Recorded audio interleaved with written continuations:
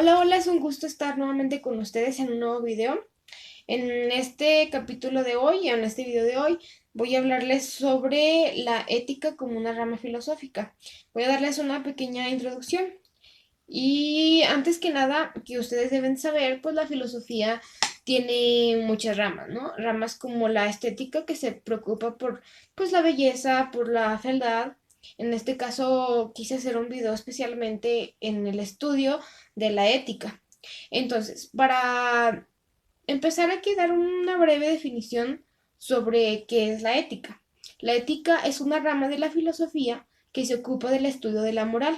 Pues la moral, o sea, es una de las características que el ser humano tiene, pues que tiene una capacidad de moral. O sea, el humano, por así decirlo, no puede tener nada de moral. O sea, todo ser humano tiene moral, desde muy pequeña o muy poca moral a una moral muy grande. Entonces hay que darnos cuenta que pues esta moral pues se obtiene o tiene la raíz pues en la razón del humano, ¿no?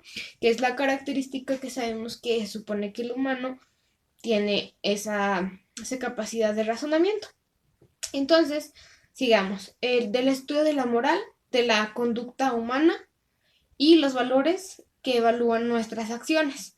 Entonces, la ética pues tiene que estudiar la moral, la conducta humana, si es bueno, si es mala, o sea, qué consecuencias tiene actuar de cierta manera, o si yo tengo una acción, o sea, qué consecuencia hay, ¿no? También los valores, ¿no? ¿Qué valores son buenos? O preguntarse si los valores cambian al paso del tiempo. Bueno, se enfoca principalmente en evaluar bajo qué principios y analiza las normas que rigen nuestra vida en sociedad. Entonces, siempre todo, o sea, el ser humano está bajo principios. O sea, nosotros sabemos que estamos en una sociedad, o sea, estamos en un conjunto, somos unas personas, pues, en grupo, o sea, se dice, ay, no recuerdo si fue Thomas Hobbes, que fue el que dijo que la primera sociedad del humano, pues, es su familia, ¿no? Entonces, la familia siempre son como una pequeña sociedad muy chiquita, después está el vecino y acá, o sea, entonces como que se empieza a conformar una sociedad. Entonces, si nos damos cuenta, convivir en una sociedad es difícil, no es fácil. ¿Por qué? Porque se dice que Hobbes dijo que hay un estado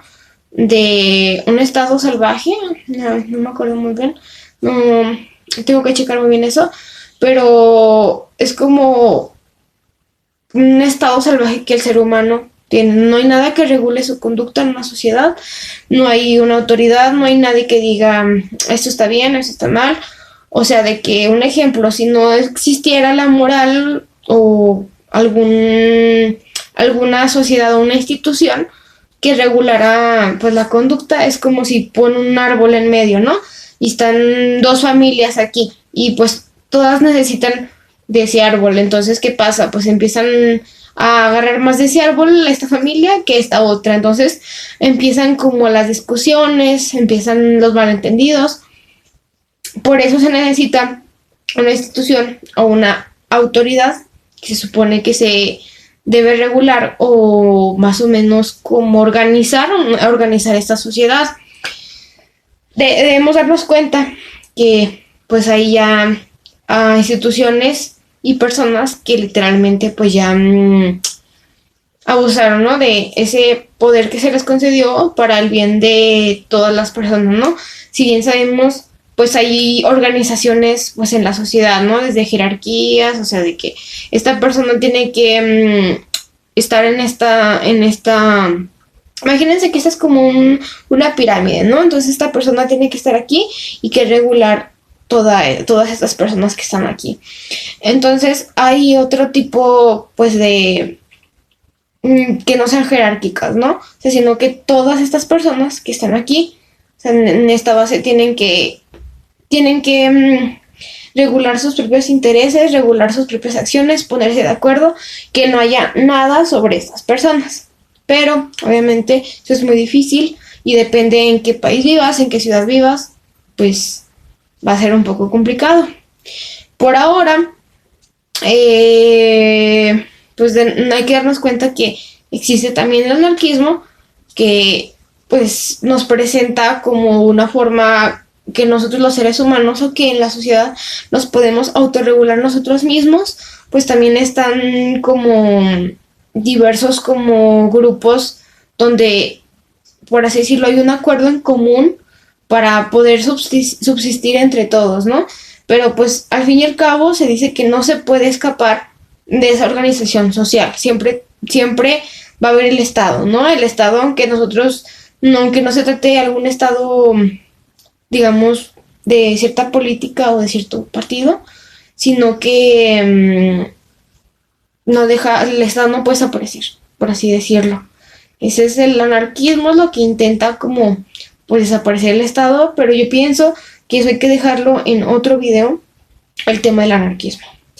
Bueno, los orígenes y la evolución de la ética. Bueno, la ética, sus raíces las tiene principalmente en la filosofía antigua y se encuentran en la obra de Aristóteles. Si no me recuerdo, yo la tenía aquí, no me acuerdo dónde quedó.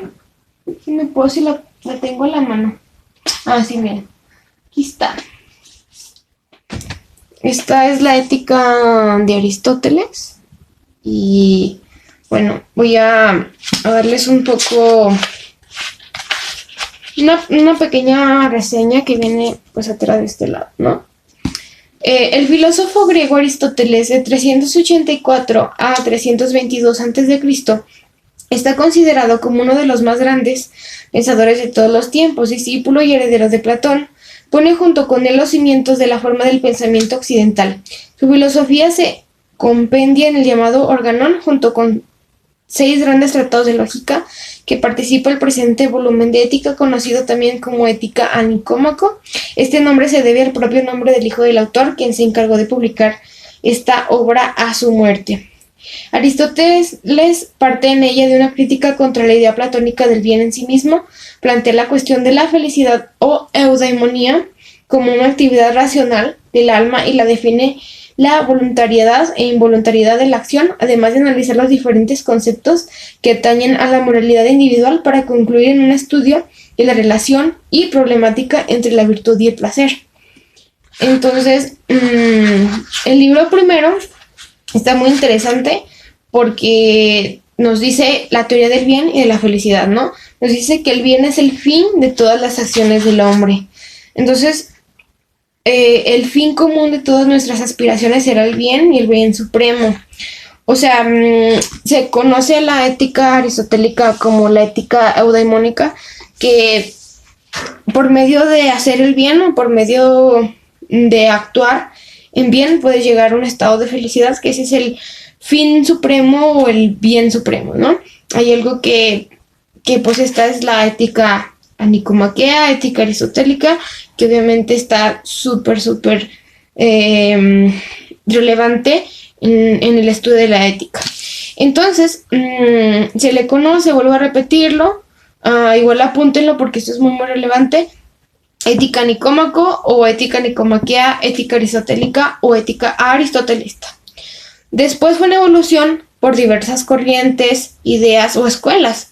Por ejemplo, el estoicismo, el epicureísmo, que ya después haré pequeños videos después de eso, y el cristianismo. Entonces, el cristianismo ahorita hay que darnos cuenta que todo está basado, que si toda la moral, por así decirlo, no puedo decir universal o de todo el mundo ni nada, pero la mayoría, por ejemplo, de, no sé, Latinoamérica. Entonces, como que la mayoría de Latinoamérica tienen mucho esta idea de la moral cristiana, ¿no? O idea del cristianismo. Pero bueno, la ética se pregunta mucho qué es lo correcto y qué es lo incorrecto.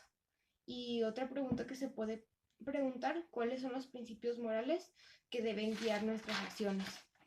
Hay diversas teorías éticas. Una de las que más o menos voy a mencionar es el utilitarismo. Este sostiene que la moralidad de una acción se determina o se evalúa por sus consecuencias. O sea, las consecuencias son buenas o son malas, entonces en base a eso voy a actuar o voy a tener esa acción, ¿no? Como ya lo había mencionado antes, bueno, ya hablamos de la teoría también de la virtud, más o menos que esa es la ética aristotélica.